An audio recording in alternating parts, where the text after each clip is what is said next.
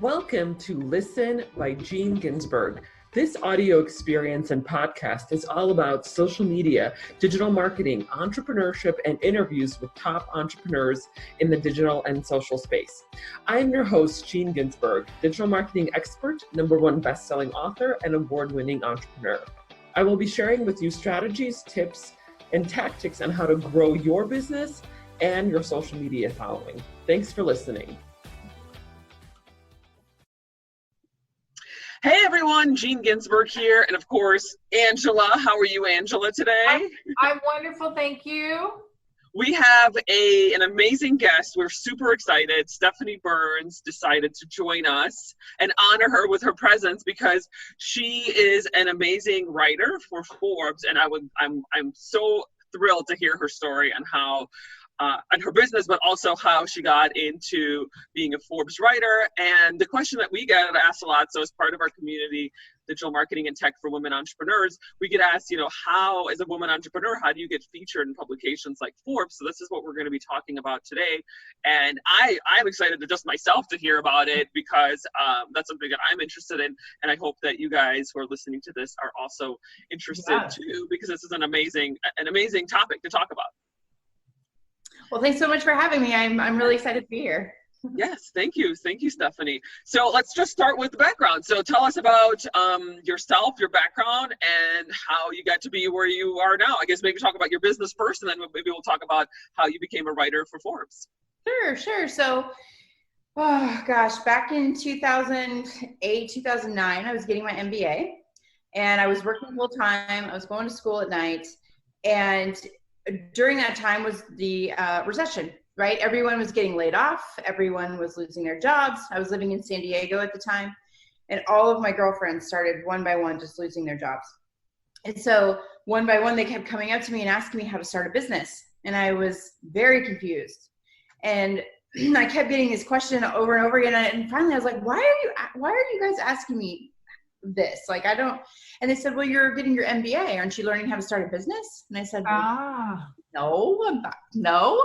So what you learn when you get your MBA, I'm learning, statistics and global marketing and accounting and, those kinds of things. I'm not learning the fundamentals, like the ABCs and the 1, 2, 3s and what kind of legal entity should you be and, what kind of paperwork do you need to fill out and, how to write a business plan, those kinds of things. I was not learning that kind of stuff. So after a while of getting this question over and over and over again, I finally invited all of my girlfriends over who had asked me this. They all came over to my house. I gave them a ton of wine, ton of food, and just started asking them a ton of questions. What are you missing? What are the holes? Why can't you find the information for yourself? What's happening here? And a lot of them, my friends were extremely educated, very bright women. And they were having a hard time finding this information. And I thought, this is not rocket science. People start businesses every day. There's got to be a checklist somewhere. So finally, I started doing research for them. I couldn't find a checklist for them, and they said that where they were finding their answers was Google and their dad. And that was absolutely unacceptable to me. There's no reason why my super smart, super brilliant, like determined, motivated friends could not find this information. And so I looked around my living room and thought, if I have 15 of just my friends sitting here asking these questions, there have to be more women out there wondering the same thing. So that's when I created ChicCEO, which is a website for female entrepreneurs who are starting up. And I got started on it in 2009. In 2010, I got laid off, just like all of my friends. So I took all of 2010 to research, write, create, and, launch ChicCEO. So we launched in December of 2010. A couple months later, I brought on my co-founder, and she and I worked really, really hard. By that point, I had gotten another job, and she was working her full-time job, and we were just hustling at night trying to get traction for ChicCEO. By June of 2011, just 6 months later, we were named as one of the top 10 entrepreneurial websites for women by Forbes.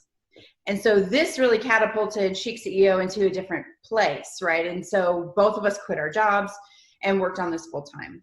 And it was a really exciting time. And then by the next spring, we had decided we wanted to go down to Austin for South by Southwest. While we were there in a session, we saw the reporter from Forbes who had featured us. So, I make a beeline over to her. And I was just, thank you so much for, including us. And it just really catapulted our business into, what it is now. And we're just so grateful. And can we, can I buy you a coffee? Can I do something? And she's like, no, you cannot buy me a coffee. I'm part of the media. You can't do that. And so anyway, we just kind of kept in touch with her. And Jody, my previous business partner, and I, we had taken a trip out to New York. And while we were out there, we called her up or emailed her and said, hey, can we meet up and take you out to lunch? And again, she said, no, you cannot take me out to lunch, but I will go to lunch with you. Is that a thing? Like, just out of clarity, like you can't get coffee for media people? Yeah, you can. And so we went to lunch with her. And while we were at lunch, she said, we're taking on contributors. Would you two consider writing for us? And we were just floored and obviously elated. We never thought ever that would be something that was on the table or discussed. We truly just wanted to extend our gratitude to her, and it turned into an amazing opportunity for the two of us. So that's kind of how it started. And so we've been writing for them since, I think it's 2013 is when that happened. So for a few years now. Yeah. Awesome. Very That's cool. what happened. So That's amazing. Do you still have the same, but you said that, so are you running it yourself now, or how you said it was your previous, okay. Yeah. So my partner, Jody, she has her own marketing consulting. So both of us got married, had children, moved away from San Diego. So, she had to move on with her life. Yeah, no, I get that. Yeah. So I had shut ChicCEO down for a while, and now kind of resurrected it back up into, new, fresh resources. And so it's there now. And Jody and I are very, very dear friends, and she consults still with me when I need her. So really your main thing now is really starting that business is what catapulted you into becoming a Forbes writer. And now your main gig is writing. Yes. Awesome. I love that. Yeah. And do you want to share a little bit about your business? So what is your business all about? Because there's a lot of women entrepreneurs who listen to this podcast or a video, whichever medium I guess you're engaging with this. So and they have those questions as well. So what kind of resources do you guys have on ChicCEO? So ChicCEO kind of exploded. The website was lost, and 1,200 pages of content were lost. So I know I cried for hours and hours. How did that happen? Just an issue what? with your website? How did that happen? An issue with your website? Our hosting provider, just lost all our files. Oh my gosh, that is terrible. Scary. So awful. So I switched hosts. Oh my God. But at the same, sometimes things have to just burn down to the ground, right? Sometimes they just do. When I started ChicCEO, the landscape, and as you know, I'm sure it was so different than it is right now. Back in 2009, 2010, there weren't much for female entrepreneurs. There weren't really any resources either, for entrepreneurship. I mean, this has all kind of been in the last 10 years. Yeah. Yeah, exactly. So there's so much more now. And it's so nice to see that women have more support and choices and things like that. So now it's, now I'm working on a course right now, honestly, to start a new business. I see all these women now who are jumping into MLMs. And while MLMs are lovely, I think that it only works for a certain amount of people. So I see a lot of women wanting to get into entrepreneurship, especially for what's happening right now, where they might be home with their kids now. We're not sure if kids are going back to school. We don't know what's going to happen with childcare. So just helping them with resources on, what kind of business should I start? what's an EIN? Do I need an EIN? How to write a press release, or, you know, how do I structure my business, or how do I, you know, all The of basics. the base, exactly, that ground level stuff that they just need to know. Wow. Yeah, and if you ever have any questions, both Angela and I, that's what we do for our businesses. We help entrepreneurs, women entrepreneurs, create courses and market them. So if you ever have any questions, we would love to answer anything. We've been doing this for a very long time. So yeah. I totally get it. I just have to say I love it, your story, because I remember I was running my business back in 2008, 2009, and I remember like everything crashing. Yeah. And what I did back then, because I've been in business now since 2002, I started selling a little ebook for like I can't remember, $27 or $37, and I did some crazy crap. But to like get out there, and that's how I like supported our family after my husband lost his job, was just the whole selling this little ebook over and over and over and over again. Yeah. And so I think it's really important. Thank God I had been in business for a while and I knew what to do. But I think it's really important that there are resources like exactly what you're saying, because I'm seeing, you know, the landscape flooded right now with people out there like, how do I start a business online? What do I need to do? And in my mind, I'm like, well, it's easy, but really it's not if you haven't been down the road. So I love what you're doing. Thank you. I see it. It hurts my heart when I see these people who just have no idea what to do next. You know, and in our mind, right, we're entrepreneurs. So we're like, oh, I know exactly what it is. There are so many opportunities. I know exactly what to do. I just have to choose one. And there's so many people that don't think like that, or have never been shown something like that. And so that's my hope, is that there are ways to go out and make your own way. There are ways to go out and create your own business and your own income, without being dependent on somebody else at this point. So absolutely. That's really our big thing also as part of our community, is that we support women entrepreneurs just like you. We're a little bit more down the line, but in terms of seasonality, but yeah, I mean, we're there to support because we want to make sure that, you know, women entrepreneurs have that empowerment to gain and create the income that they want and have a business that they want. Well, yeah, and I think a lot of what we do too is more like, you know, as women starting their businesses, or even women that have been in for a couple of years, it's like the whole tech and marketing piece comes in, and that can be scary and overwhelming for women, as you well know, I'm sure. Oh, yeah. So we focus, that's our, like, what makes us different, you know, is we're both tech queens. So, you know. Yeah, we both love it. Yeah. And what's interesting too is, you know, again, when I had this idea back in, you know, 2009, 2008, we were coming off of the wave of, yes, you know, the cheerleading of women can do it, yay, women can do it. And at that moment, I was like, I know that. I know I can do it. I know she can do it. I know everybody can do it. How do we do it? Like, somebody tell me how. I'm tired of hearing, you can do it, you can do it, you can do it. I know that. How? And so it's like this shift that happened. And so now what I've seen over these last few years is just a lot of the how, like the 1, 2, 3s and the ABCs. And that's exactly what ChicCEO was created for. How do I do it? What's the checklist? What's the order? Because I was so tired of just, you can do it, you can do it. I know that, you know? It's great resources like that. Exactly. So which brings me to my next question. So if there's a woman that's like, okay, I've sort of put my business together, I'm a little seasoned, now I want to get into Forbes, I want to get, you know, out there, how do they go about doing that? What do you mean? Yeah. Speaking of the how. So high level hows to, you know. So there's a lot of different things that you can do to get press. And let's start with the biggest mistake. Let's start with that, because that informs everything else. The biggest mistake is reaching out to anybody that you want to help you, and just simply asking for help without offering help. And I see this a lot, too much actually.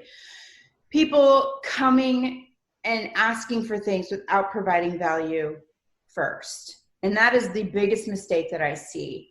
A good example is the other day, a woman sent me a note on LinkedIn telling me that she just launched her blog and could I take a look at it and give her my feedback? No, I cannot. Like, I can't. I'm sorry, stranger, but no, I can't do that. I don't know you. You're not paying me. I have 2 toddlers. I have 2 businesses, and I write, no. So she never, she did not come and ask, is there something Stephanie needs? I have an acquaintance back in San Diego that I've known for the last 10 years who I have not spoken to in a few years. She just emailed me out of the blue a couple days ago and said, hey, can you write about me in Forbes? This podcast is brought to you by the Digital Marketing Method monthly group coaching program, your methodology for growing your business and your social media following. Join me and my group of supportive entrepreneurs and learn how you can grow your business and your social media following, where we cover topics such as Instagram, Facebook, YouTube, email marketing, and so much more. Go to dmgroup.online, dmgroup.online. No. You charge for that? No, I can't. No. Mm-mm. But it's like, where in the email was, hey Stephanie, is there anything that I can help you with? Or so you can't just come to anybody in any sort of partnership capacity, especially the media, without some sort of value add for them, ever. And let me tell you what the value adds that media people want, like myself.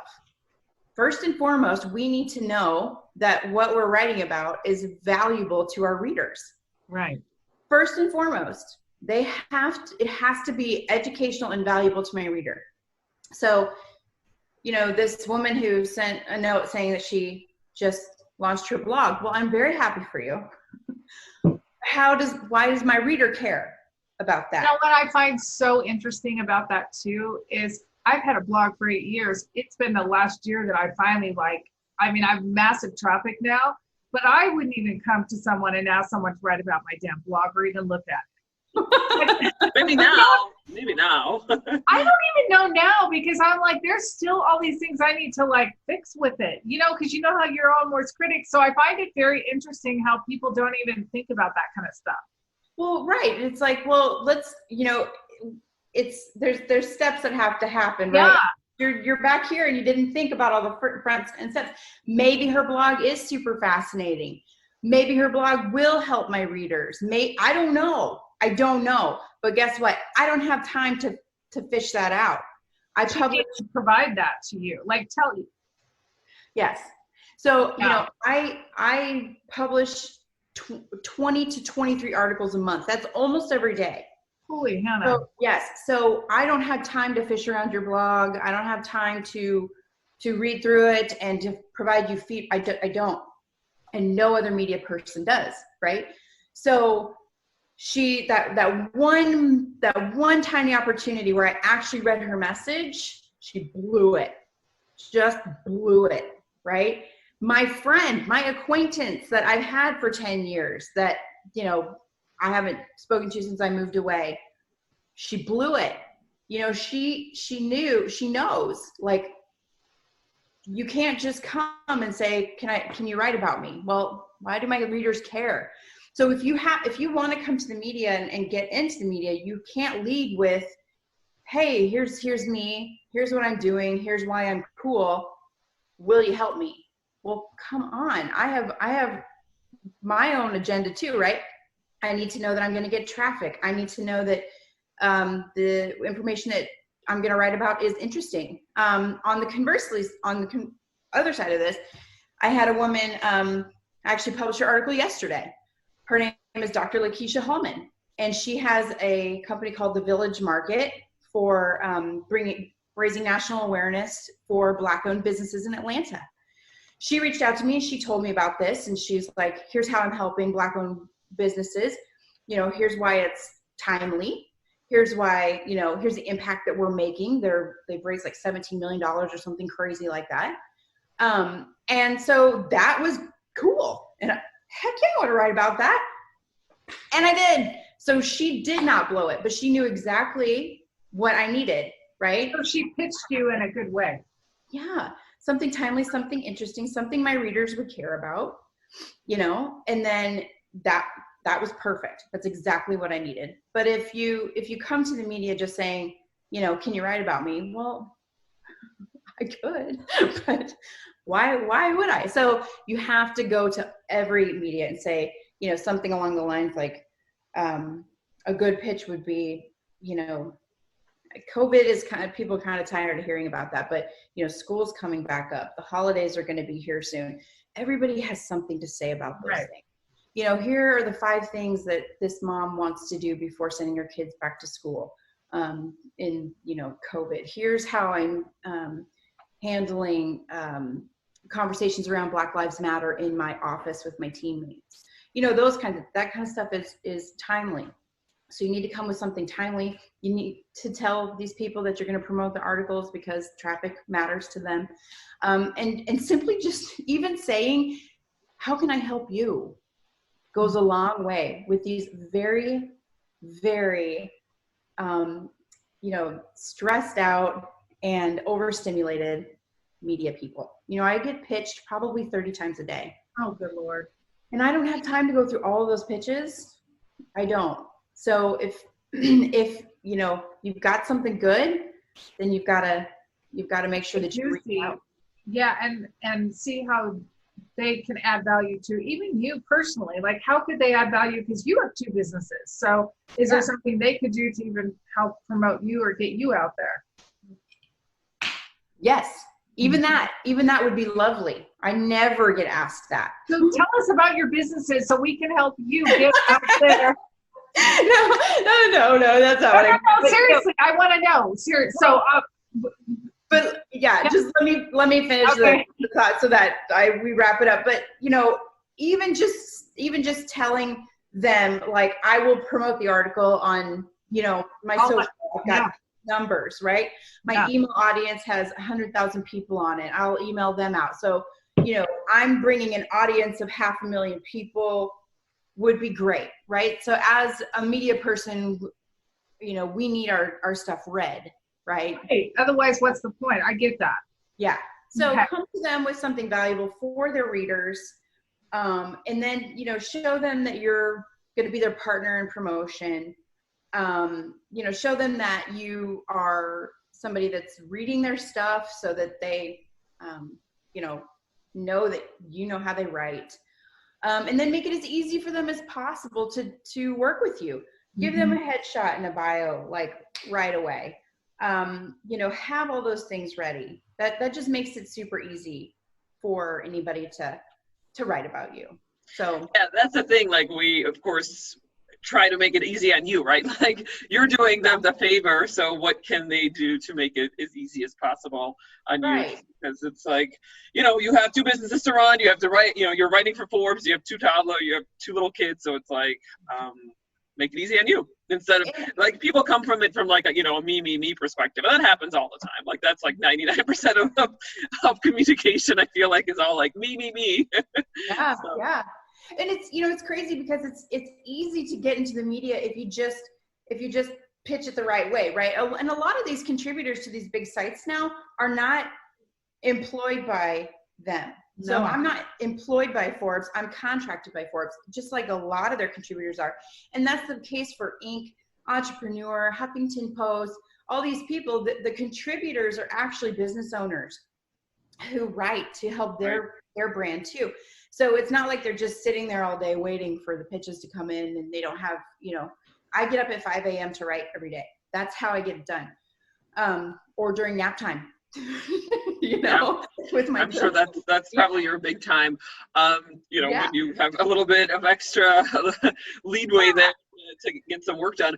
So speaking of which, that's an interesting point. So the other side of it is like, yes, how do you get to be in a magazine like Forbes by a contributor like yourself? But the other side of it is, what if you are looking to be a contributor for Forbes or any other publication? What is your advice there as well? Like, if I want to be a contributor, how do how do you get in on with, being on all of these large publications, and they're actually, seeing you and giving you the time of day? Yeah. So I lucked out, right? I did. I lucked out in my column.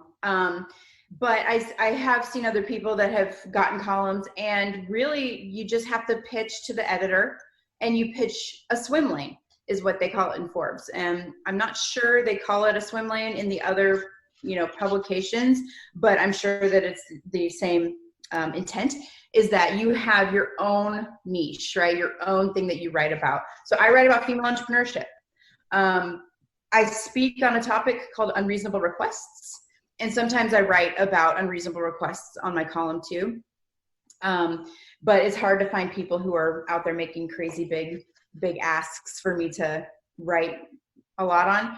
So mostly I just write about female entrepreneurship. There's a lot of women who write about, tech or, oh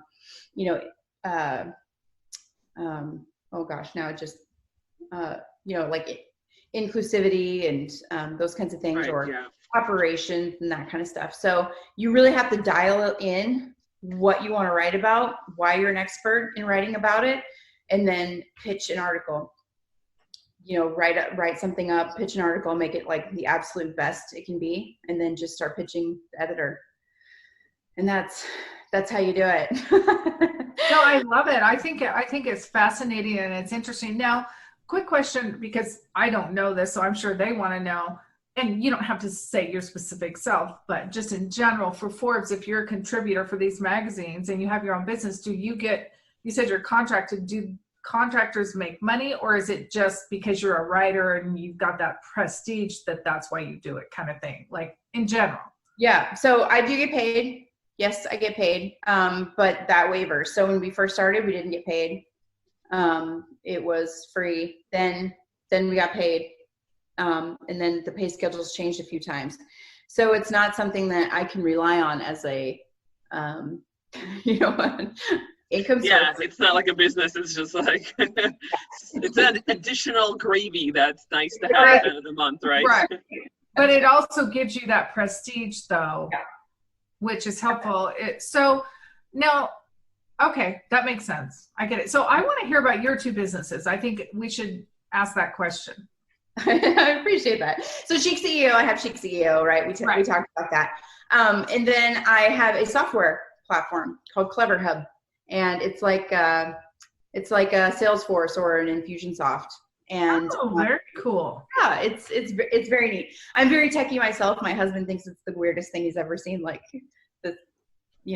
I think it kind of freaks out anybody when they see, a woman. For him, anyways. Like, but I love it all. I've been to coding boot camp and those kinds of things. But I white labeled this software because I love it, and now I sell it.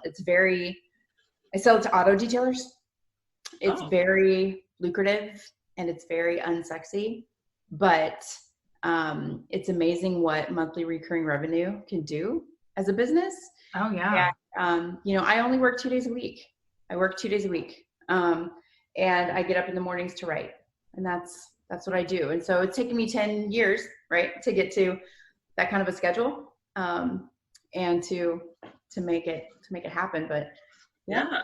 That's amazing. I mean, because part of all of this entrepreneurship is like, we want to get to the point where we want to have the lifestyle that we want, right? Like, that's really, a lot of times that's why we got into our own business, like having our own business, right? So that's amazing that you are you're finally there, like, after 10 years, you're doing the things that you want to do, and that you're working 2 hours, 2 hours, 2 days a week, and you have, kids, and like, you're taking care of them, and you're like a mom as well. So it's just like, you want to get to that point, and that's not just, you hustle for a little while, and then you're like, yep, I finally am able to like make the lifestyle that I want to have.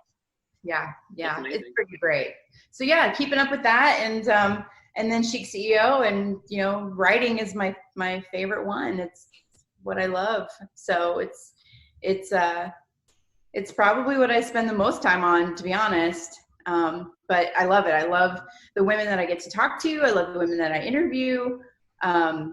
It's amazing what they're doing. I think, anybody can get press who has done something very interesting or has something to teach. So even if you're, okay, let me give you a good example. I wrote about a woman who helps travel agents with their marketing. And she has got this incredible business helping these travel agents. Like you wouldn't think that somebody could make as much money as she makes and as successful as she is helping travel agents, but she is killing it.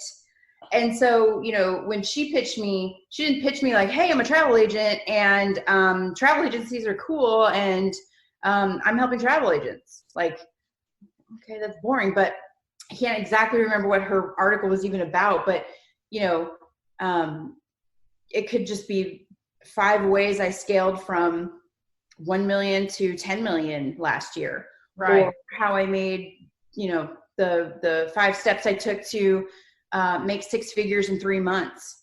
You know, all these little things, all these little successes that these women have, even if it doesn't necessarily talk exactly about what she does in her business, is how she serves her people, but something that she's done that all female entrepreneurs can take and learn from, that's a win. That's awesome. Win.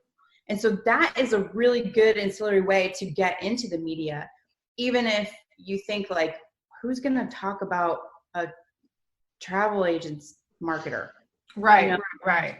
Yeah, I mean, it's more about the results, right? Versus like travel agency and marketing, right? Like it's not, maybe that doesn't sound as sexy, but it's much sexier to hear like, you know, how I took my business, which is, you know, let's say marketing for travel agents, to $10 million or whatever, right? That's much more interesting.